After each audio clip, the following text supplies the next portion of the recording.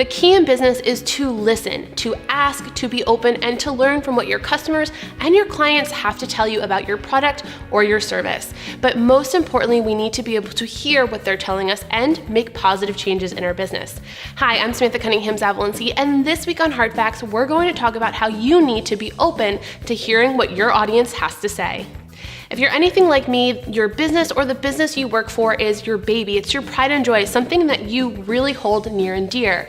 And sometimes it gets a little hard to hear feedback, but we need to be open to soliciting feedback and then doing something with it. We need to be able to think about our business critically from the eyes of the consumer. And all too often we forget to do this, to take the seat, the role of a consumer, of a client within our business, and hear from them and understand what it's like to be working with us. So what we want to talk about today is how can we solicit feedback from our audience. Now we can do it in a few different facets. We can do it where we're asking for reviews about our product, which serve a different purpose than surveys, for example. Hosting a survey is going to give you information about your CSI, your customer service score, going to give you potential feedback about your product, about your services, whereas a review is going to be a little bit more of a public solicitation, posted on review sites for other individuals to find out about how your product or service has helped them. So let's talk about surveys specifically, because this is where we need to be open to feedback and do something about it. Have you ever been doing research on YouTube for a product or a service and been served a video that you didn't realize until 4 minutes later that you were actually watching an ad? That's an example of a great video pre-roll, and here at PoChats, we offer those services as well. If you go to YouTube and you're doing research just like your customers are, but you're not running any video ads, you're missing out on a huge opportunity to drive interest and traffic to your product. If you've got questions on video pre-roll or types of pre-roll that you could use for your business, give us a call or shoot us an email with the information on screen. We'd love to have a one-on-one conversation about how pre-roll can help you grow.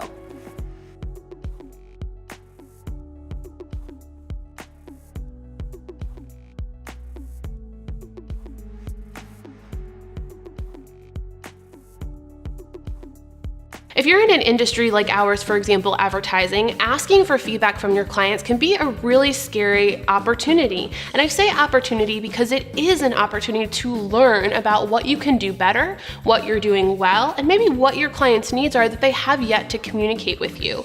So often we're intimidated by the potential answers we can get that we don't ask questions we should be. And in a survey, it's a great opportunity to say, hey, I am trying to make my team, my business better serve you as my client, and ask them a few quick questions here. So in other words, what am I going to ask? Well, that really depends about your business and what you need to do. But if you think about this critically from a consumer standpoint, how are they engaging with you? What are you providing them? Is it a product? Is it a service? Is there and how are ways that you are competitive to other businesses in market, or maybe ways that you aren't so competitive? Find out if that's something would actually be a need of your clients that you could potentially then offer them. That offer can be an upsell. It doesn't have to be something you just slide in there and have to increase your costs for.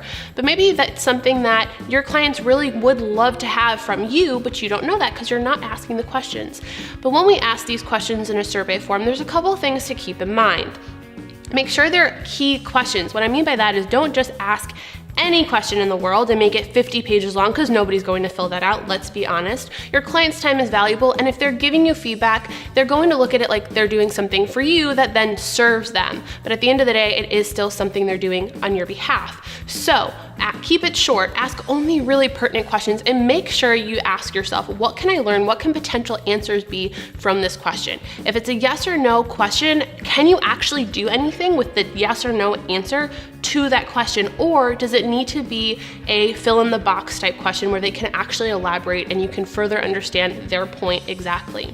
In addition to that, make sure you're telling them why you're asking them to take this survey. People love to give feedback and be honest with you, and if they think it has an opportunity to positively impact them, they're more inclined to do so. So make sure you're letting them know how you're going to leverage this insight, and then make sure you do something with it. If you're doing a survey for your clients and it is specific, they're tying their name to it, you want to make sure you have a follow-up process for this, because then it's showing them that you've done something with this information, whether or not, like we talked about earlier, maybe you do offer a new service, or maybe you make a recommendation on how they can fill that void that you're not providing for them. But making sure you're replying to this conversation is really important.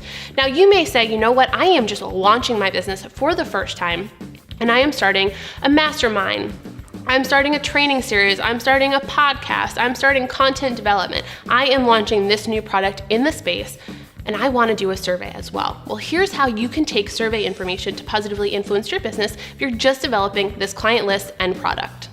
I love if you're just launching something and using a survey, because it is a great way to hone in on what you really need to offer your audience to make your product second to none. In addition to that, it's also going to give your audience opportunity to participate in the process and make sure what you think they need, where they're succeeding, and what you're offering all line up perfectly together. Now, one thing here, when you're launching a brand new program or mastermind or training series and you are doing a survey, you may want to think about how you can call this a beta test or a beta program. Let them know that they're getting in at the ground floor and you're going to ask for their feedback. Make sure you do let your audience know that you're giving them a discount for that feedback, and that is what they have to provide throughout their program. You may want to call it a beta program, a beta mastermind, or you may want to leave that off and just let them know this is your first round. And as a participant in the first round, not only do they get unlimited access to you, but they also get that feedback that they're able to provide. This is going to be really beneficial as well, because if you're launching a product live, so what that means is if you're launching a mastermind and each week you're coming out with new video content, but you're actually doing that video content each week as your audience progresses through the program, you may want to go back and refilm that content, refine it, and have gotten those kinks worked out. And their survey feedback is going to give you the tools to know exactly what you can better clarify, what you can refine, and how to communicate it even more flawlessly than you did the first time. So that's great if you are doing surveys. Some quick tips: if you have questions, comment below and I'll make sure to answer your specific questions about getting your audience to participate in surveys. But if you want reviews for your business, how do you get reviews after a sale or after a service? Well, there's some great ways to integrate this. My favorite way is email. So a personal email asking for a review on one of your preferred review sites. I like including a few different links. So for example, if you're thinking My Business on Google, your Facebook page, or an industry specific review site, like if you're a wedding photographer, there may be a site specifically you want those reviews on there. But this allows the customer, the client of yours, to pick the platform they're most comfortable on and to leave you a review. So giving them an option of about 3 choices is perfect for that reason. Because for example, if I was an industry specific website and I didn't want to create a login and a password just to leave you a review, I may say, sorry, but not doing it. Whereas if I had options and I could go over to Facebook, I'm already logged in there, no problem, I'll leave you a review all day. But let's say you have an audience that seems to be a little bit more stubborn and that email alone just isn't working. Well, a couple great ways you can engage and ask your audience to do that review is by giving them something. So a few of the processes I've seen out there work successfully. Well, first and foremost is going to cost you a couple bucks, but actually paying them for that review. So maybe you give them $5 towards another purchase. You could also give them a discount code, so then they can only use that by purchasing a product or service from you. The other thing that's worked very successfully for businesses that have a mission that is donation-based or charity-based is then giving $1, for example, for a review. And that's a great way not only to carry your mission statement through your mission and your product, but then all the way to the after-sale part as well. So whether it's a survey or a review that you're looking for from your audience, it's really important to not only solicit them, but to listen to them when we see them. And make sure if you are getting reviews on any website you have the opportunity to reply to, you do so. Positive and negative do deserve a reply. So make sure you're engaging with your audience in that capacity. If you've got more specific questions about websites to use to gain reviews, tools you can use to get a survey out there to your audience, comment below and I'll make sure we connect one-on-one to answer those questions.